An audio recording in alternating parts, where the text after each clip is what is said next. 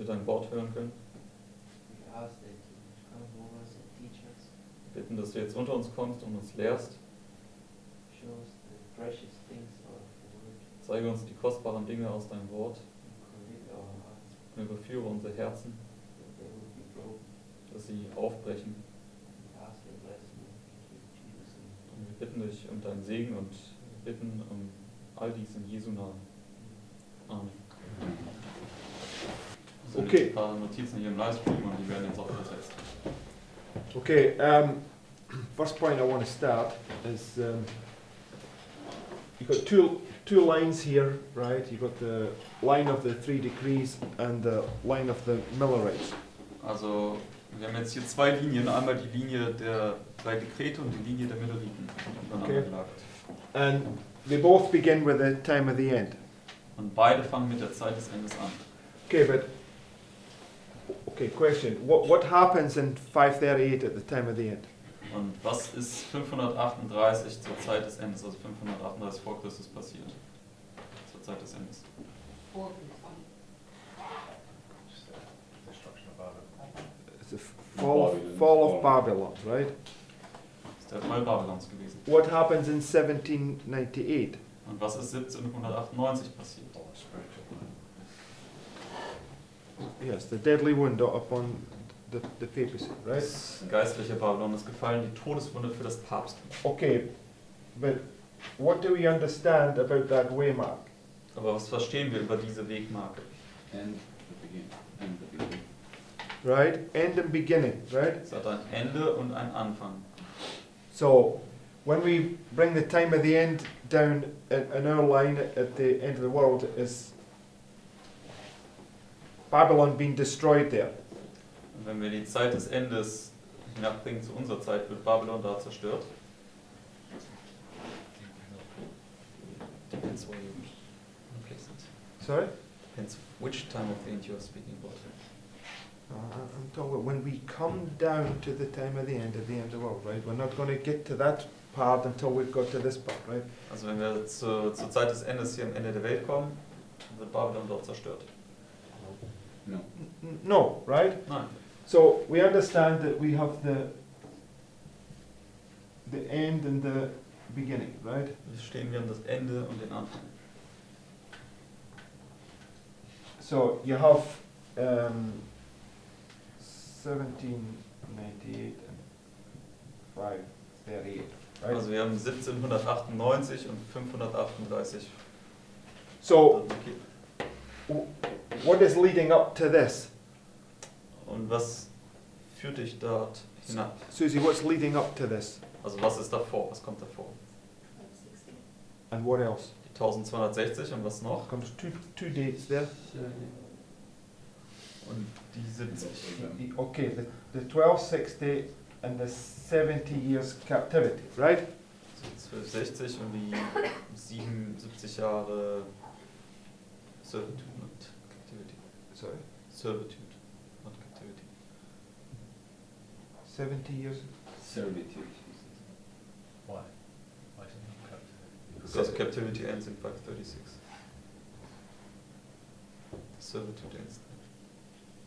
First 70 years. They are still in captivity for that time period.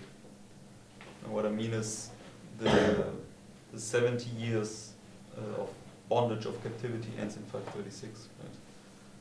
But the 70 years of servitude. Okay. I'm not getting into that argument right now. You're looking at things literally. Both those 70 years point to the same time, right? So Sister White takes the 70 years of captivity in Babylon and she parallels it with the 1,260 years captivity of spiritual Babylon, right? Also Ellen White nimmt auf jeden Fall die 70 Jahre der Gefangenschaft aus Babylon und setzt sie parallel mit den 1260. Right? So the point is that here we have our binding off, right? Also hier haben wir jetzt unsere Zeit des Bindens.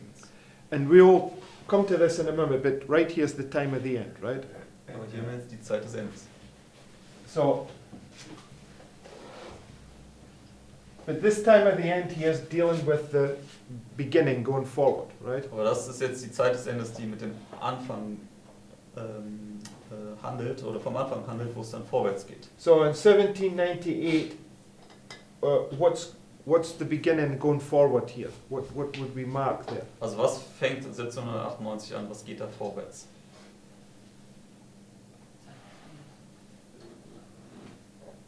Yeah, but what's happening there? Increase of knowledge.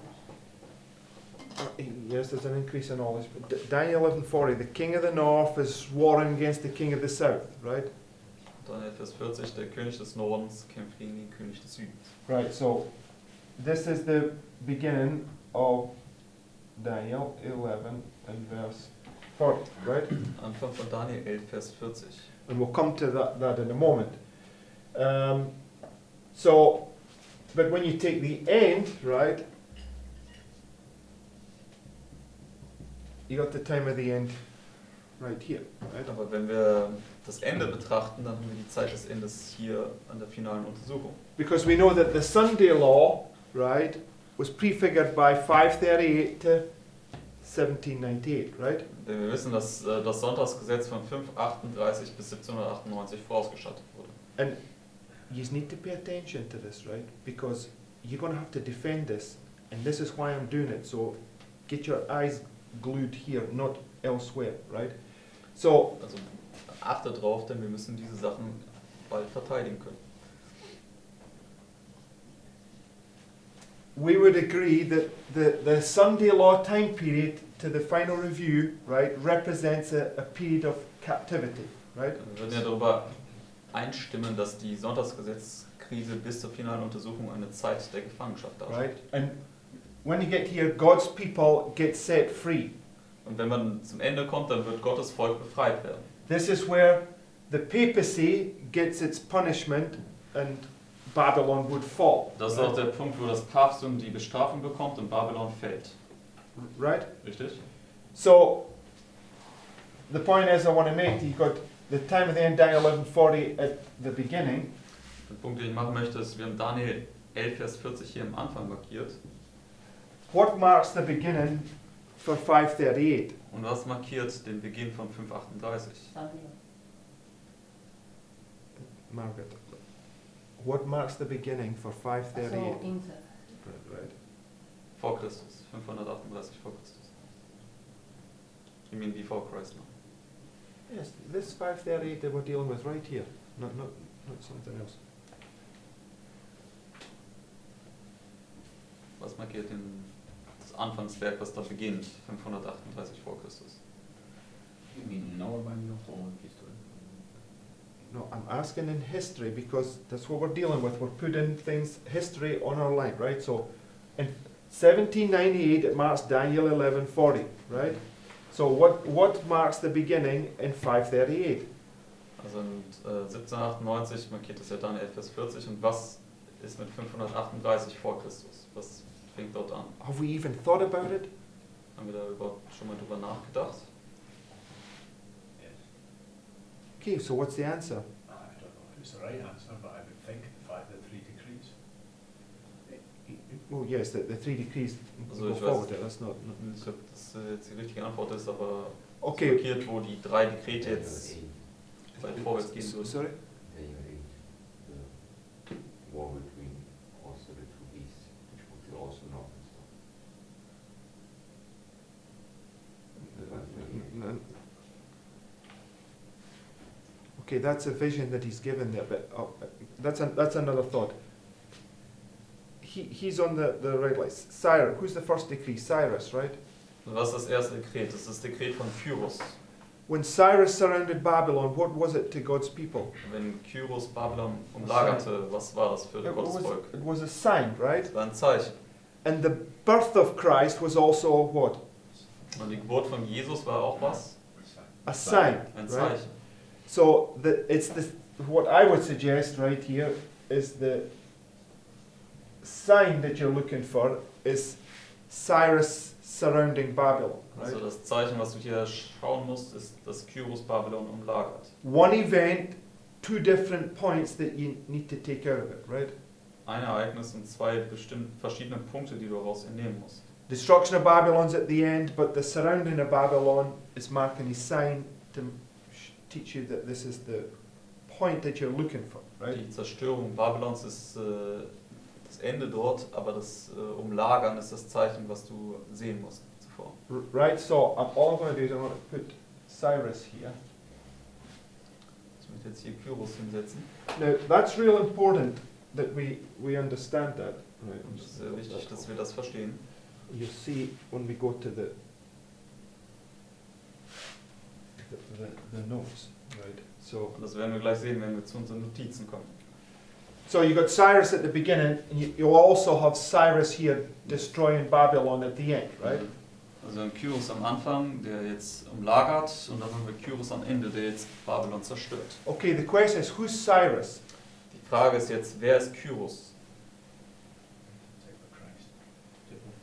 Yes, in the type it's a pagan king, but you can clearly see it's talking about the work of Christ, right? Also im Typos ist es ein heidnischer König, aber wir können klar sehen, dass es das Werk von Christus darstellt. So these three decrees, what do they represent? Diese 3 Dekrete, was stellen sie dar? What do they represent, Daniel? The building of the temple, right? Der Aufbau des Tempels. Okay, so keep that thought in mind, right? And it's a parallel to what? Das ist eine Parallele wozu? The three angels' messages, right? Zu den 3 Engelsbotschaften. And the three angels' messages represent the work of Christ, right? Die 3 Engelsbotschaften stellen das Werk von Christus dar. So the birth of Christ at the beginning is a parallel, or should I say the birth of Christ at the beginning, which is a sign, Also die Geburt von Jesus hier am Anfang, was ein Zeichen ist is a parallel to the sign of Cyrus, right? eine Parallele zu dem Zeichen, wo Kyros Babylon They umlagert. both represent the work of Christ, right? Beide stellen das Werk Christi dar. Okay, but at the same time, you have this war going on between the north and the south, Aber zur right? selben Zeit hat man diesen Krieg, der vorwärts geht, da zwischen Nord und Süd. That's the work of the enemy. That's Satan's work, right? Und das ist das Werk des Feindes, das ist Satans Werk. So you got these two parallel works going on: the work of Satan, work of Christ. Deswegen wir haben diese beiden Werke parallel vorwärts gehen, das Werk von Christus und das Werk von Satan. Now, if I was to draw another line here, right? Wenn ich jetzt hier eine weitere Linie zeichnen würde, If I was to take the midnight cry to the 9th hour and put it there, right? wenn ich jetzt hier den Mitternachtsruf bis zur 9. Stunde nehmen würde und dann jetzt hier ausspannen würde und parallel setze, Right? And you go to the book of John, Christ says, tear down this temple and in 3 days I will raise it up.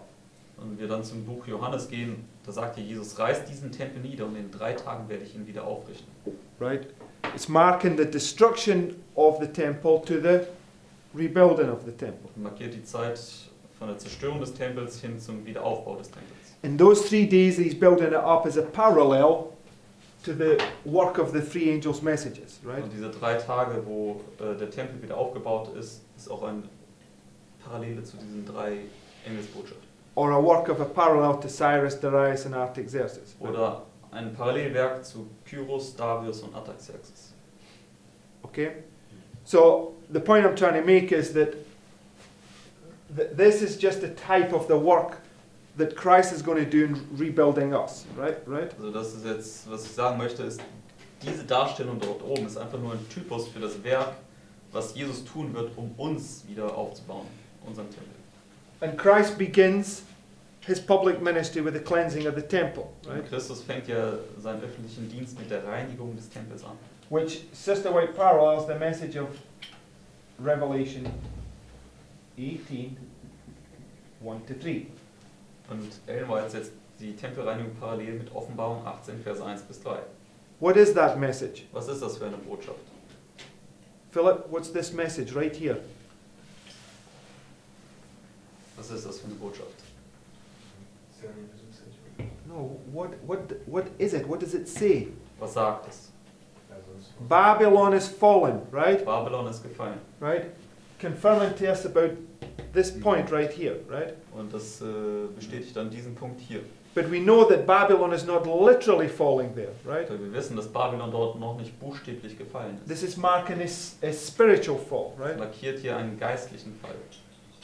Because the four winds are being held, Weil right? diese 4 Winde dort gehalten werden. No, because, no, well, okay, when they begin to be loosed. But if they were loosed, it would be destroyed, right? Wären sie hier aber gelöst worden, völlig, dann würde auch Babylon zerstört worden werden. Okay, so, and at the end here you have the second temple cleansing, which is Revelation 18, 4 and 5. Right? Dann haben wir jetzt die zweite Tempelreinigung, was Offenbarung 18, Verse 4 und 5 ist. Okay, right. I just want to put some things in place, right? Go to your notes. Gehen wir jetzt zu unseren Notizen.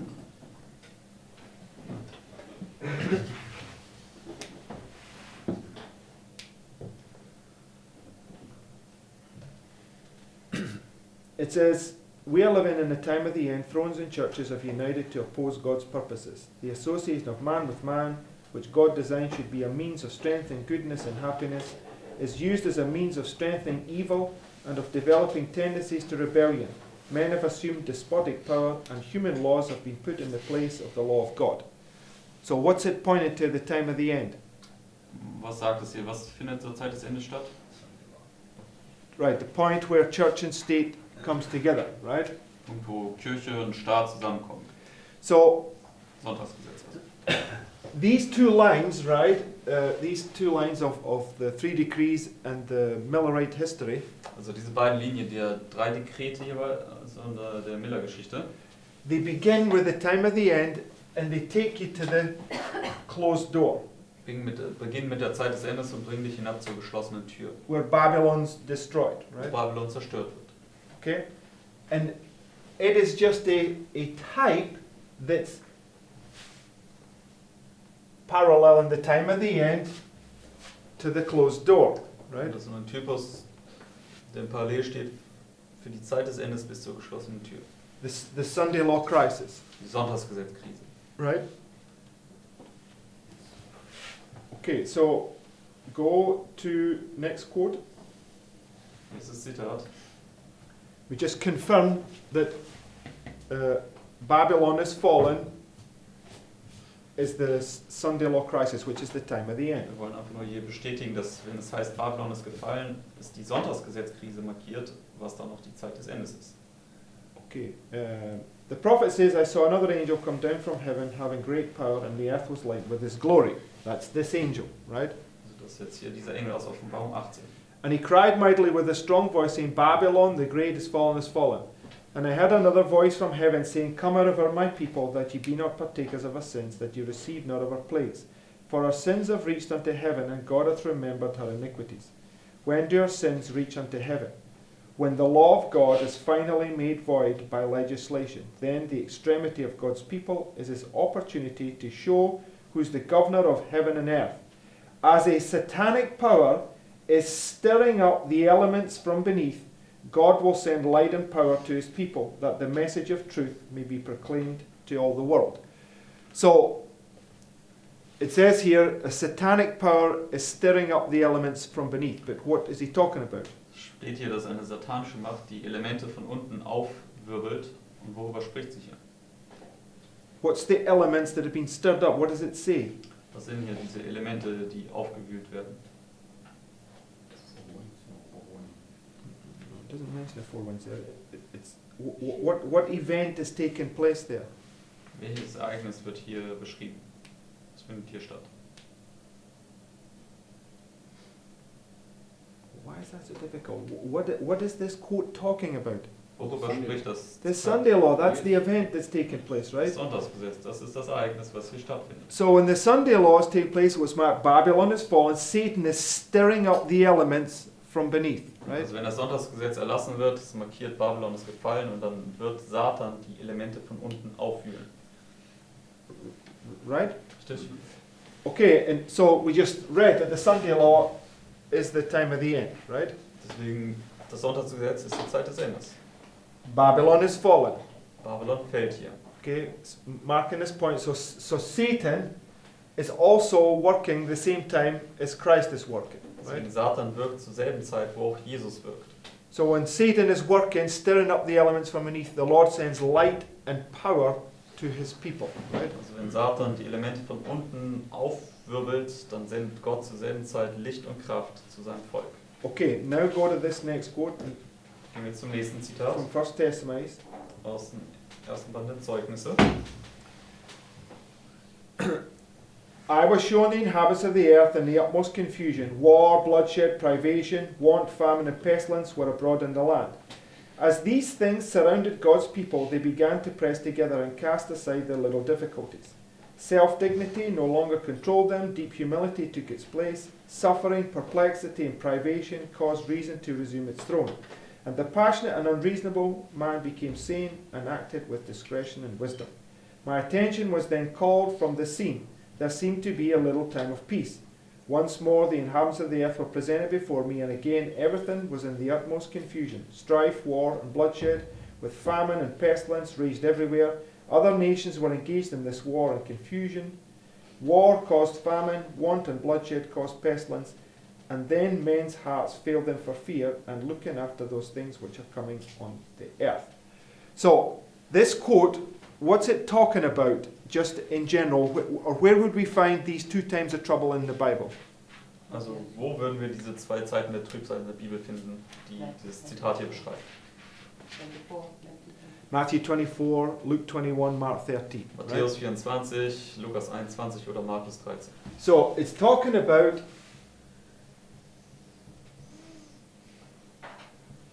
two times of trouble, right? Spricht hier über diese zwei Zeiten der Trübsal. With a little time of peace in the middle, right? Wo es eine kleine Zeit des Friedens in der Mitte gibt. But when you go to this quote, what's before it? Does anybody know? Aber wenn man das Zitat davor, also die Absätze davor lesen würde, was beschreibt sie dort? Okay, the US Civil War, right? Den Bürgerkrieg in Amerika.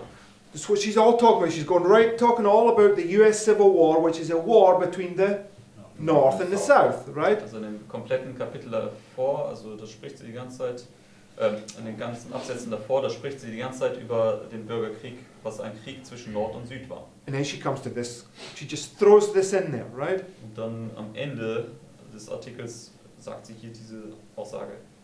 And Daniel 11:40, which is the time of the end, is a war between the North and the South. Und Daniel 11, Vers 40, was auch die Zeit des Endes markiert, da gibt es ja auch den Krieg zwischen Nord und Süd. When Sister White talks about Pharaoh and the children of Israel in captivity, what's she referring to? Wenn Ellen White über Pharao und die Kinder Israels dort in der Knechtschaft zu ihm spricht, worauf nimmt sie dann Bezug? The Sunday law says it very clearly. Right? Sonntagsgesetz sagt sie sehr deutlich. Then she takes Pharaoh in Egypt and ties it to the war between the North and the South in America. Und dann nimmt sie Pharao und die Geschichte von Ägypten und verknüpft das dann mit dem Bürgerkrieg in Amerika zwischen Nord und Süd. So the war between the North and the South in America is a type of what? Deswegen der Krieg zwischen Nord und Süd in Amerika ist ein Typus wofür? The Sunday law crisis. Für das Right? Sonntagsgesetz. War between the North and the South, right? Für den Krieg zwischen Nord und Süd. And just like the First World War, it was 4 years, right? Genauso wie der Erste Weltkrieg, so war der Bürgerkrieg auch 4 Jahre. Right? And the Second World War, 6 years, right? Und der Zweite Weltkrieg war 6 Jahre. Right? Parallel in 1798 to 1844, which is 46 years, right? Das steht parallel zu 1798 bis 1844, was 46 Jahre war. Right? So, bringing all these points together, we must solidify these proofs in our mind, right? Das bringt all diese Punkte hier zusammen und wir müssen diese Sachen wirklich in unserem Verstand festigen. So, I'm just going to give you another proof. Go to CET 111. Gehen wir jetzt zum weiteren Zitat hier, Christian Experience 111. And it starts, it says, December 16th, 1848. Es fängt an mit 16. Dezember 1848. Right? So what happened in 1848? Was ist 1848 passiert? The Pope and the 10 kings came together, Der right? Papst und die 10 Könige kamen zusammen. Was there lots of strife and trouble caused by that event? Gab es dann viel Unruhe und Krieg durch diese Sache? Yes, right? Satan was stirring up the elements from beneath, right? Satan hat die Elemente von unten aufgewühlt. So it says, December 16th, 1848, the Lord gave me a view of the shaking of the powers of the heavens. I saw when the Lord said heaven, in giving the signs recorded by Matthew, Mark, and Luke, he meant heaven, and when he said earth, he meant earth. The powers of heaven are the sun, moon, and stars. They rule in the heavens. The powers of earth are those that rule on earth. The powers of heaven will be shaken at the voice of God. Then the sun, the moon, and the stars will be moved out of their places. They will not pass away, but be shaken by the voice of God. Dark, heavy clouds came up and clashed against each other. The atmosphere parted and rolled back. Then we could look up through the open gates of Orion, whence came the voice of God. The holy city will come down through that open space. I saw that the powers of earth are now being shaken, that events come in order. War, rumours of war, sword, famine, pestilence are the first to shake the powers of the earth. Where is she taken to you? Right there. Wo führt sie dich gedanklich hin hier, diesen Aussagen? Matthew 24, right? In Matthäus 24. Which is the first time of trouble. Und das ist dann die erste Zeit der Trübsal. So you have 1848, right? Im 1848 also. Which is also the US Civil, Was auch eine Parallele ist dann zum US-Bürgerkrieg. right? This is also World War I, right? Was wiederum eine Parallele ist zum Ersten Weltkrieg. This is also Daniel 11:40, right? Und es ist aber auch Daniel 11, Vers 40. So just by going to the thing, they'll link all these things together. Daniel 11:40, the time of the end, 1848, US Civil War, World War I, right? Also all diese Sachen, die wir gemacht haben, sehen wir, wie das alles zusammen verknüpft wird. Die Zeit des Endes, dann 11 Vers 40, 1848, den Bürgerkrieg und den Ersten Weltkrieg. Also So, dort markieren das Sonntagsgesetz. When you go through God's Word, it's just line upon line, bringing all those things together, Deswegen, right? wenn du durch Gottes Wort gehst, dann bringt das letztendlich alles Linie auf Linie zusammen. So, World War I, US Civil War, 1848, Daniel 11:40, they're all Satan's work, right? Also Daniel Vers 40, 1848, der Bürgerkrieg, der Erste Weltkrieg, das ist ja alles Satans Werk. But Cyrus right here, it's the work of Christ. Aber Kyros hingegen ist das Werk von Jesus. So whilst all this chaos is going on, Christ is doing a work, right, to restore his people. Also Right. während diese ganze Chaos vor sich geht, da tut auch Jesus ein Werk, um sein Volk wiederherzustellen. So you have some real strong proofs there to prove this, and you have to be able to prove it, right? Also wir haben da wirklich jetzt starke Beweise, um das alles darzulegen und zu beweisen. Und wir müssen ja in der Lage sein, das alles auch zu belegen. Next point. Go to next quote from early writings, 85. Gehen wir zum nächsten Zitat von Frühe Schriften, Seite 85. This view was given in 1847. When was she given this view? Wann wurde diese Ansicht gegeben? 1 year before 1848, right? Ein Jahr vor 1848. This view was given in 1847 when there were but very few of the Advent brethren observing the Sabbath, and of these but few supposed that its observance was sufficient importance to draw a line between the people of God and unbelievers. Right? Then the next word is now. Where is she? Das nächste Wort ist dann jetzt. Wo befindet sie sich? Yes, she's in 1848, right? Die sind 1848. Because it says now the fulfillment of that view is beginning to be seen. The commencement of that time of trouble here mentioned does not refer to the time of trouble when the plagues shall begin to be poured out, but to a short period just before they are poured out, while Christ is in the sanctuary. At that time, while the work of salvation is closing, trouble will be coming on the earth, and the nations will be angry yet held in check. So, where did she say the nations were angry and held in check? Wo sagt sie, dass die Nationen zornig geworden sind und zurückgehalten worden sind? The quote right before it, Ein Zitat genau davor, 1848, right? nämlich im Jahr 1848. So she's confirming in this quote right here, she's talking about the Sabbath being the point of contention. She says, yet the nations are being held, right? Also sie sagt hier in diesem Zitat, dass der Sabbat diese Streitfrage geworden ist Sie sagt dann aber, dort werden jetzt auch die Nationen zurückgehalten. So, angry nations, right? Also hier haben wir die zornigen Nationen. They're being held. Aber sie werden zurückgehalten. Okay, does that mean that there's nothing happening? Bedeutet das, dass da gar nichts passiert? No, it means that Nein. they're being restrained from, Satan is being restrained from losing his full power, right? Das bedeutet, dass Satan eingeschränkt wird, seine ganze Macht zu entfalten. Okay, next quote. Nächstes Zitat. Now this is taken from the pioneers, but they're talking about 1848. Und dieses Zitat ist jetzt von den Pionieren entnommen und sie sprechen hier dann aber über das Jahr 1848. In Revelation 7, we have a description of this marking of the events of God in the fourth. Sorry? Servants of God. You said event. Oh, sorry. In Revelation 7, we have a description of this marking of the servants of God in their foreheads. An angel comes forth, and he cried with a loud voice to the four angels to whom it was given to hurt the earth and the sea. These four angels are represented as holding the four winds of the earth.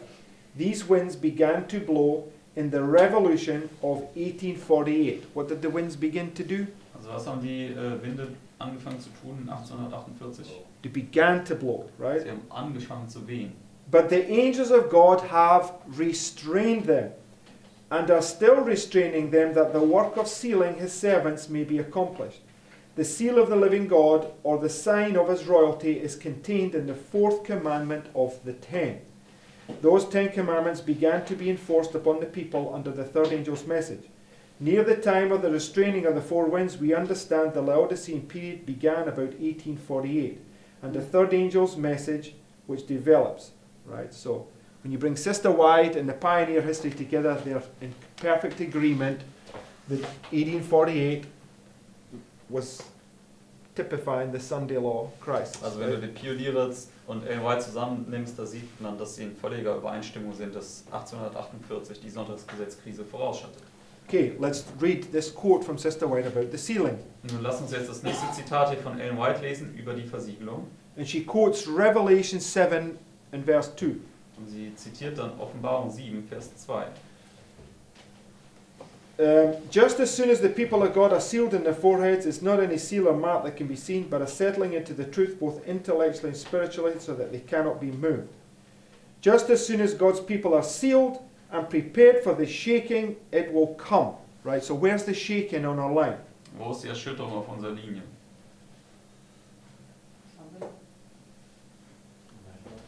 At the midnight cry, right?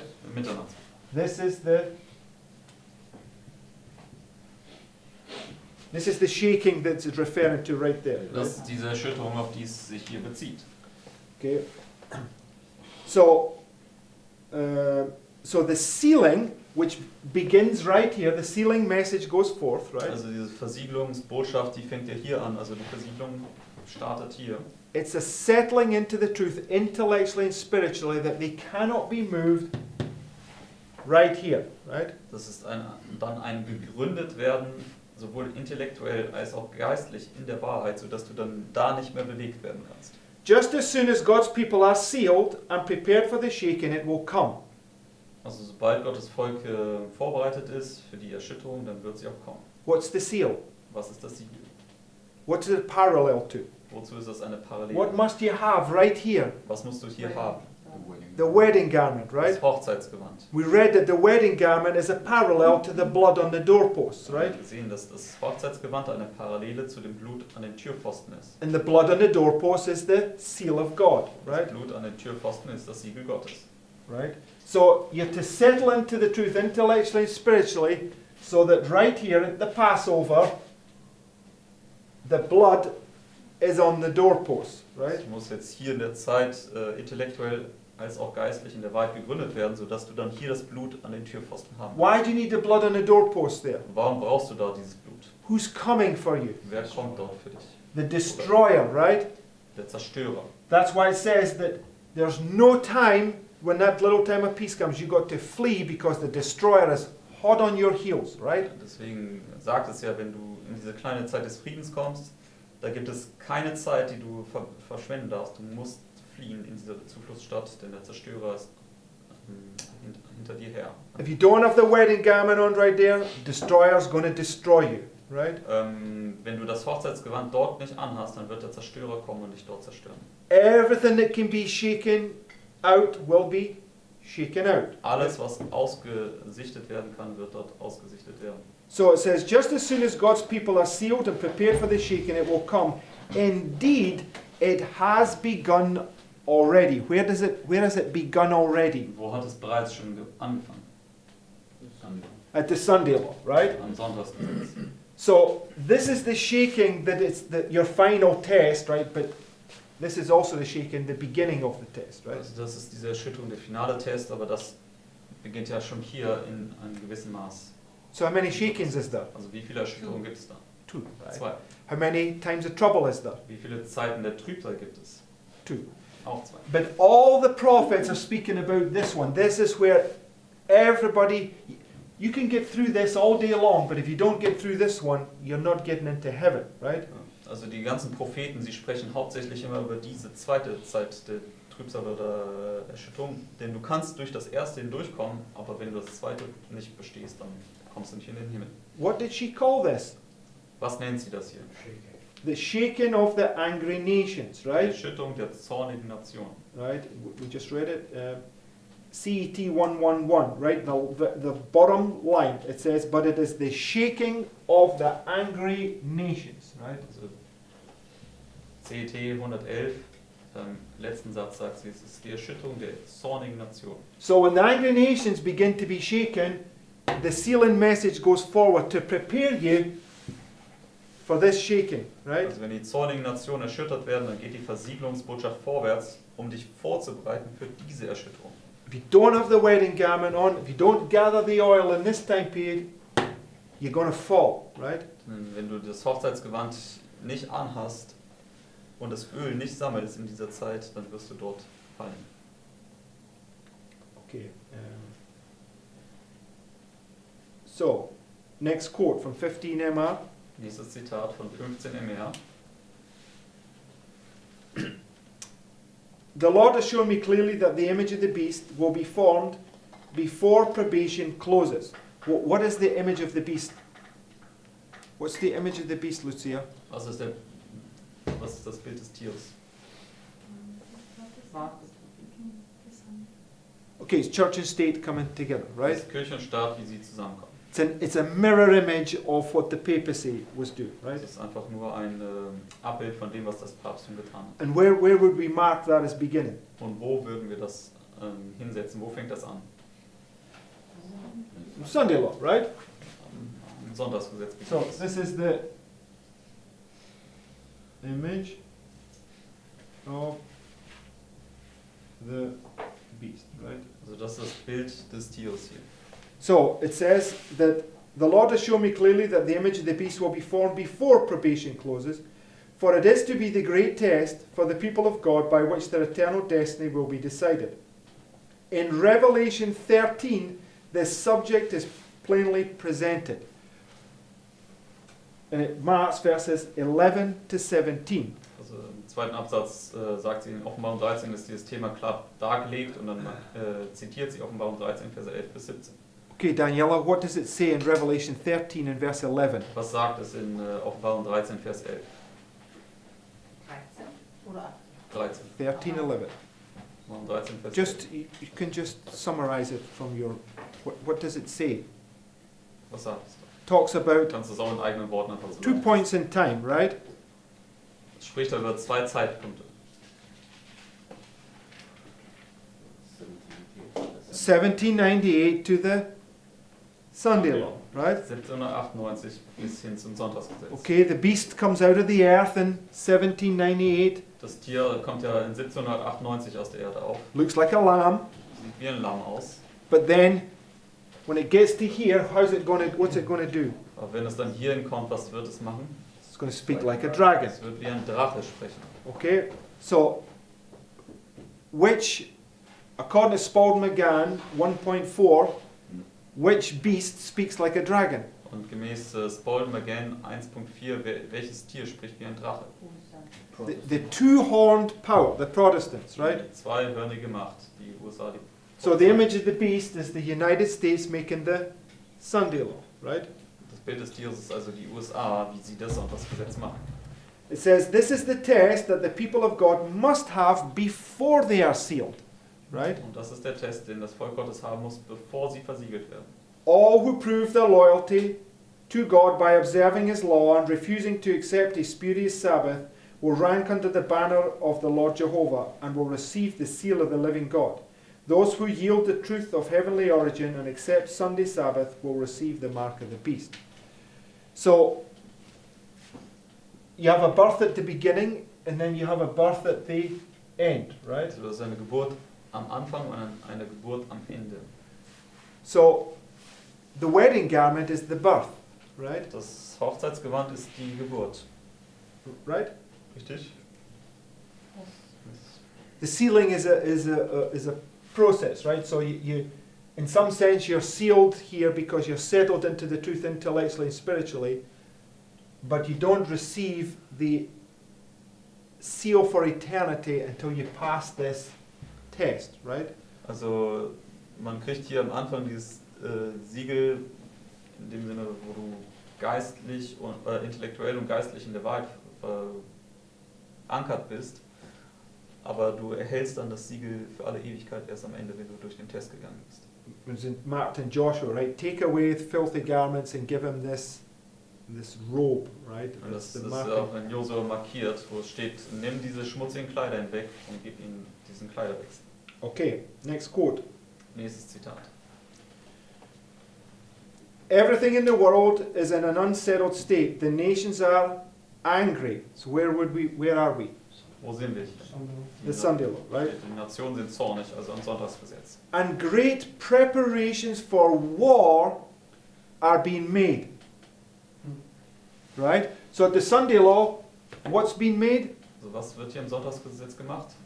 Great preparations for war, right? Große Kriegsvorbereitungen. The first time of trouble, it says there'll be wars and rumors of wars. In der Right? ersten Zeit der Trübsal steht ja geschrieben, dass es dort Kriege und Kriegsgerüchte gibt.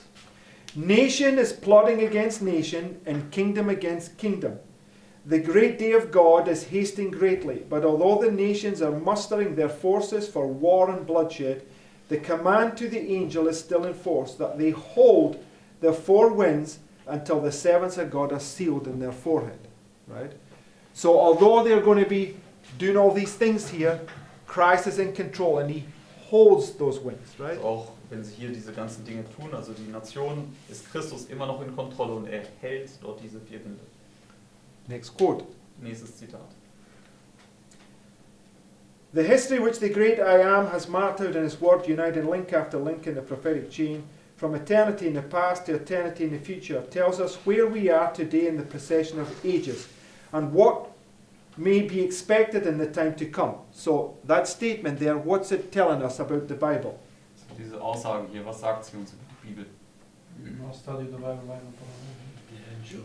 Yes, but all the histories that are written in the Bible, they're teaching us what's going to come at the end of the world, right? Dass all die Geschichten, die in der Bibel niedergeschrieben sind, uns lehrt, was kommen wird. All that prophecy has foretold as coming to pass until the present time has been traced on the pages of history, and we may be assured that all which is yet to come will be fulfilled in its order. So the Bible is an illustration of the end of the world, and it shows us what's coming in its order, right? Also die Bibel ist eine Darstellung vom Ende der Welt und es zeigt uns, was kommen wird und auch in welcher Reihenfolge. The final overthrow of all earthly dominions is plainly foretold in the word of truth. So where is the final overthrow of the earthly kingdoms illustrated to us? Also wo finden wir diesen finalen Umsturz aller irdischen Herrschaft?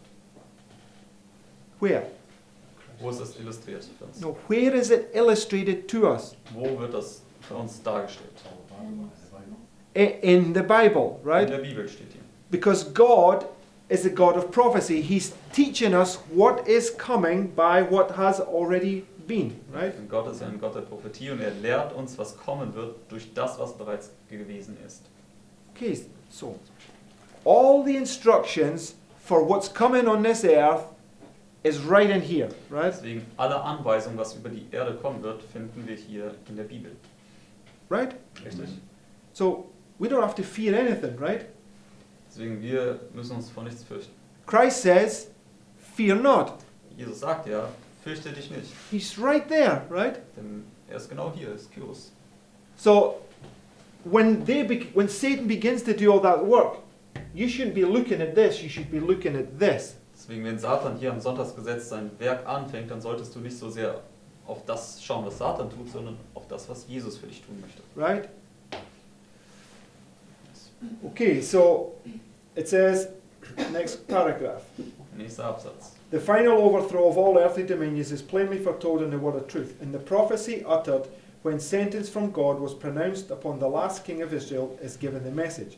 Thus saith the Lord God, remove the diadem, take off the crown, exalt him that is low, and abase him that is high. I will overturn, and it shall be no more until he come whose right it is, and I will give it him. So this prophecy, right here in Ezekiel 21, what's it an illustration of? Also diese Weissagung hier in Hesekiel 21, was stellt sie dar? What did it tell us it's an illustration of? Was hat es uns gesagt? Was stellt sie dar? The final overthrow of all earthly kingdoms, right? Der finale Umsturz aller irdischen Herrschaften. And it's illustrated by this, I mean you can't see it so well, but the statue, right? He says, I will overturn, right? Also das ist auch dargestellt durch die Statue oder das Standbild.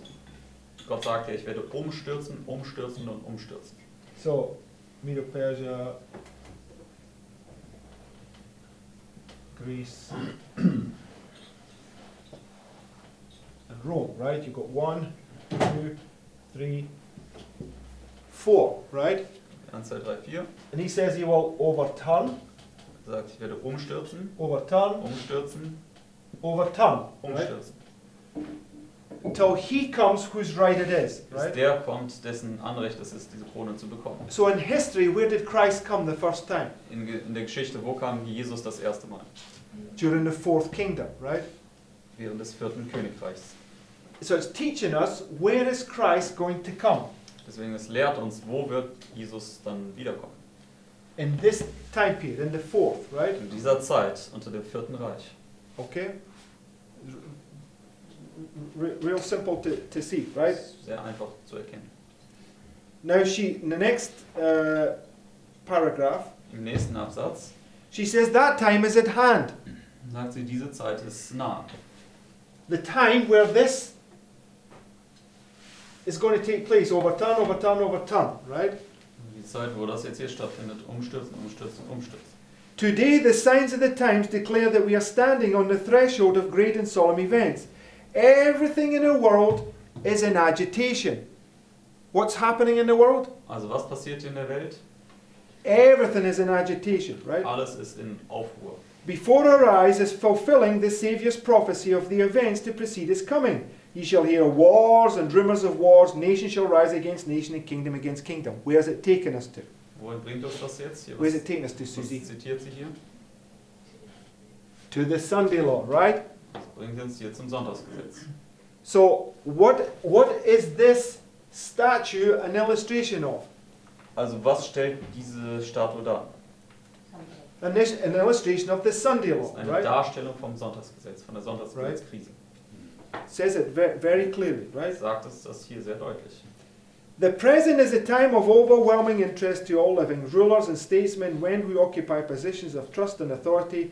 Thinking men and women of all classes have their attention fixed upon the events taking place about us. They are watching the strained, restless relations that exist among the nations. Where are the eyes of all the rulers? Worauf fixieren sich die Augen der ganzen Herrscher? What are they looking at?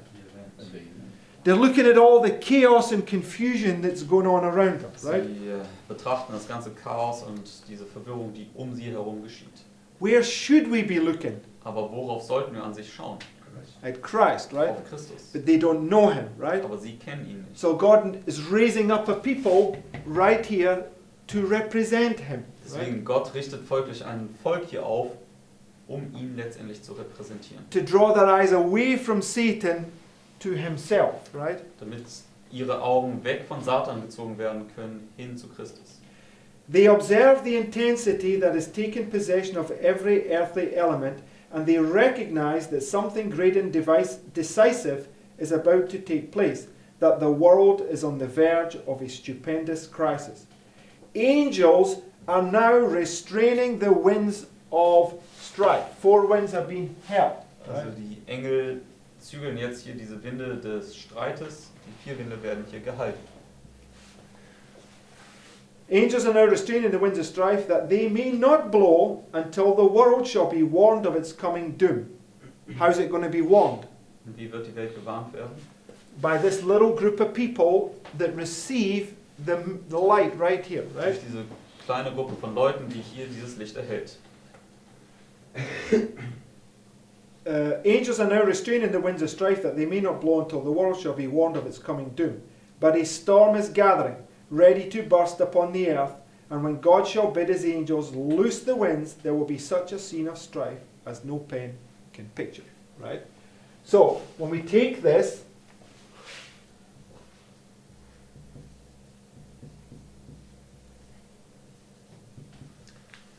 wenn wir jetzt hier die Königreiche aufzeichnen,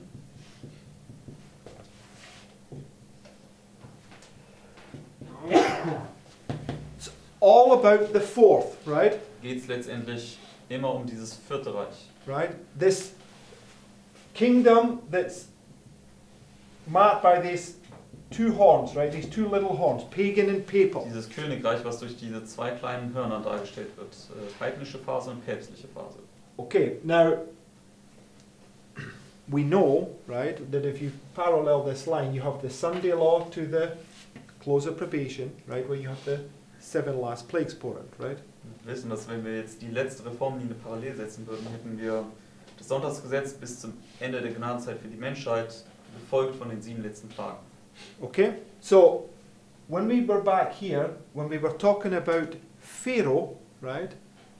Als wir vorhin über Pharao gesprochen haben, Pharaoh's marking the Sunday law crisis when he refuses to let God's people go, right? hier hat das ja die Sonntagsgesetzkrise, wo Pharao es nicht erlaubt, dass Gottes Volk ziehen darf. So what does the Lord begin to do to Pharaoh? Und was fängt dann der Herr an mit dem Pharao zu tun? He plagues him, right? Er plagt ihn, er bringt die Plagen über ihn. And you have 3 plagues followed by Die 3 Plagen gefolgt von den 7 Plagen. okay, this is how we have the 7 plagues prefigured here, right? Deswegen, dadurch haben wir auch die 7 Plagen hier vorausgestattet. So, first woe, second woe. Die erste Wehe und die zweite Wehe. Second woe, what marks the beginning of the second woe? Was markiert den Beginn der zweiten Wehe? Sorry, Sandra? No, what does it say? What marks the second woe? Was markiert die zweite Wehe? No, we know it's Islam, but it's, The Last Emperor. sorry? Last Emperor. No, not going there yet. But I'm just on about in the verse that marks the second woe. What marks it there? What happens? Killing. Sarah said it. Loosening the 4 winds. She didn't say that. I asked you to speak up, but you did. Okay, excuse me. I did. I was looking for. That's what I was looking for. The 4 winds are loosed, right? 4 Winde werden gelöst. Okay, so 4 winds are held. Die 4 Winde werden hier gehalten. So, what really is this? What really is this a type of? Und wofür ist das hier ein Typus? Yeah, it's a type of the third woe, but it's a type of the 7 last plagues when the 144,000 will stand in that time, Das ist right? ein Typus für die 7 letzten Plagen, wo die 144.000 dann durch diese Zeit gehen müssen. So if you don't have the wedding garment on, when those 4 winds are loosed, you're never going to stand in a million years, Deswegen, right? wenn du das Hochzeitsgewand nicht anhast, wenn diese 4 Winde gelöst werden, dann wirst du niemals bestehen können. Now, the point I want to make, right, is in this time period, in our time period, Also wenn wir das jetzt auf unsere Zeitlinie übertragen, von 2014, there's no Sunday law, right? dann gibt es ja jetzt kein Sonntagsgesetz bei uns. But since 2014, can we see lots of natural disasters increasing. Also können wir seit 2014 nicht sehen, wie Naturkatastrophen immer schlimmer werden. Islam is increasing its work, right? Der Islam tut auch immer mehr. Do we see nation against nation, wars, calamities, all sorts of stuff all over the world, right? Dann sehen wir nicht auch Nation gegen Nation, Unruhen überall auf der ganzen Welt. And they're just a little smidgen to let us see these events being prefigured, right? Und das ist einfach nur so ein ganz kleiner Vorgeschmack, jetzt zu zeigen, was dann kommen wird. Okay, so the point I want you to get to. What is going to be prefigured right here? Und den Punkt, den ich euch bringen möchte, ist, was wird hier vorausgeschattet? What did you say? Okay, but it's typifying what? What is this? Zweite Wehe, aber was Yes, the four winds are held, but when the four winds are loosed, what does it say? sagt es? Es illustriert diese Lösung der vier Winde. Last paragraph. Angels are now restraining the winds of strife, that they may not blow until the world shall be warned of its coming doom. But a storm is gathering, ready to burst upon the earth. And when God shall bid his angels loose the winds, there will be such a scene of strife as no pen can picture. Right? So, we're about here, right? Also wir sind ganz kurz vor dieser kleinen Zeit des Friedens. And we're at the end of the First World War, where you've got 1918, where the Spanish flu came, right? Und wir sind jetzt am Ende des Ersten Weltkrieges, prophetisch gesehen, 1918, wo dann auch die spanische Grippe kam. Is everybody starting to wake up, get a bit agitated about this event that's going on in our time? Und fangen nicht jetzt Leute an, irgendwie aufgeregt zu werden und aufzuwachen und zu realisieren, was so vor uns so passiert? It says that not one Christian perished in the destruction of Jerusalem, which is right here, right? Und Ellen White hat gesagt, dass nicht ein Christ in der Zerstörung Jerusalems umkam, die dann dort markiert ist. Not one Christian perished. Why did none of those Christians perish? Nicht ein einziger Christ ist umgekommen. Und warum? Because they saw the sign. So whose voice are they listening Sie haben to? das Zeichen gesehen, deswegen auf wessen Stimme haben sie geachtet? Christ, right? Die Stimme Christi. They're listening to Christ's voice and not another voice, right? Sie hören Christi Stimme zu und nicht einer anderen Stimme. And they fled right here because what did they need to have on at this point?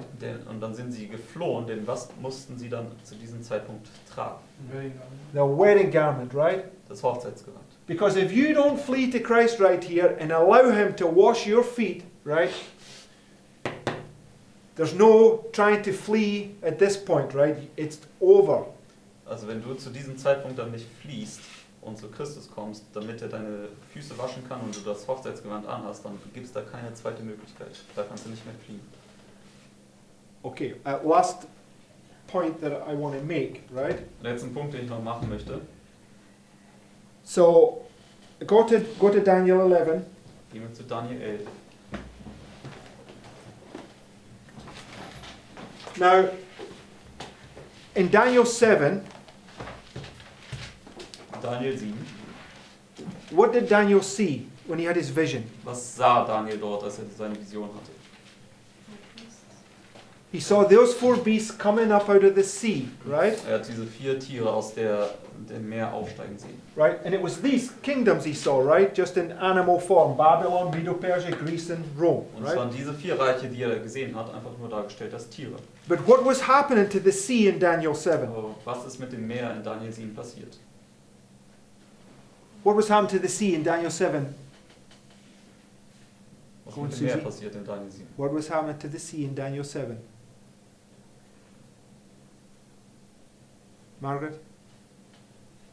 Daniela? The four winds were blowing, right?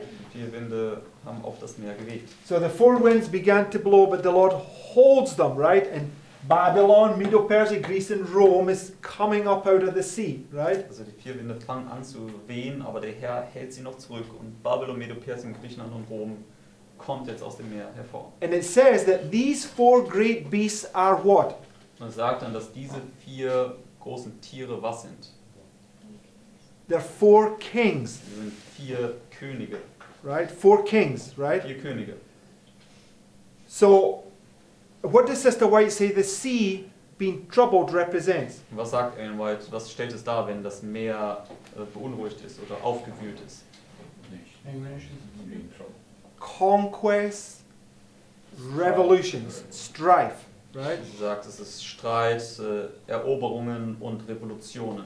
1848 was a revolution, right? 1848 war eine Revolution. So when this revolution begins and Satan comes, Babylon, Medo-Persia, Greece and Rome is rising up out of that sea, right? Also wenn Satan kommt, hier zum Sonntagsgesetz, dann kommt Babylon, Medo-Persien, Griechenland und Rom aus dem Meer hervor. And it's one kingdom, right? Und es ist ein Königreich. But it's represented by 4. Aber es wird dargestellt durch 4 Mächte. But we know that those 4 is really one king. It's just 4 phases of the same kingdom. Aber wir wissen, dass hier am Ende der Welt es ein Königreich beschreibt, das aber 4 Phasen hat. So in Daniel 11, In Daniel 11, verse 2. wir lesen dann Vers 2. And now I will show you the truth. Behold, there shall stand up yet 3 kings in Persia, and the 4th will be far richer than they all, and by his strength, through his riches, he shall stir up all against the realm of Grecia. Right? So what does it do in this verse? Was tut es hier in diesem Vers? It separates the 3 from the 4th, right? Die ersten 3 werden getrennt von dem 4. What's the 4th going to do? Und was wird der 4. machen? He's going to stir up all, right? Er wird alles aufbieten. Right? And right here in history, which event prefigured this point? Und in der Geschichte, In the Revelation 11. in Offenbarung Kapitel 11, welche Geschichte markiert hier The dieser Punkt? French Revolution, right? Französische Revolution. Sister White is very clear. She says that French Revolution is pointing to the events at the end of the world. Und Ellen White ist sehr klar, sie sagt, die Französische Revolution spricht über das Ende der Welt. When that 4th kingdom comes into play, those 4 winds are getting loosed. It's typifying the 7 last plagues. Also, wenn.